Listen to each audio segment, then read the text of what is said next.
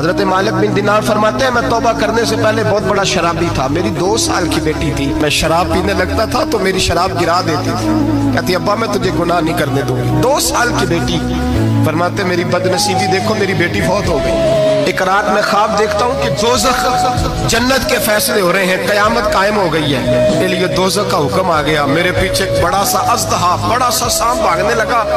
فرماتے ہیں میں دوڑتا جا رہا ہوں، ایک بزرگ نظر آئے، میں نے کہا مجھے بچانا، کہنے لگے بیٹا میں کمزور ہوں، میں نہیں بچا سکتا۔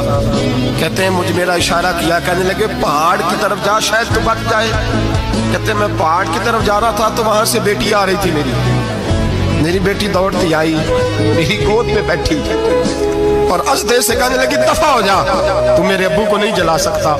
کہتے ہیں وہ 2 سال کی بیٹی کی آواز سن کے وہ اژدہا بھاگ گیا، میری گود میں بیٹھ خواب دیکھ رہا، میری داڑھی سے کھیلنے لگی، کہنے لگی ابا میں تجھے منع کرتی ہوں نا شراب نہ پیا کر، شراب۔ تو میں نے کہا بیٹے یہ کیا ہے سارا کچھ؟ کہا ابا جی یہ تیرے برے عمل ہے جو اژدہا بن۔ تو بزرگ کون تھے؟ کہنے لگے بیٹے ابا جی وہ آپ کا نیک عمل ہے پر وہ کمزور بڑا تھا، آپ کو بچا نہیں سکا۔ ابا جی بس کر دیں، بس کر دیں، اب آپ برے کام نہ کریں، آپ توبہ کر لیں، جو پچھلے گناہ ہو گئے میں اللہ کی بارگاہ میں سفارش کروں گی، رب آپ کے معاف کر دے گا۔ مالک بن دینار فرماتے ہیں میری آنکھ کھلی تو میں پکی توبہ کر گیا۔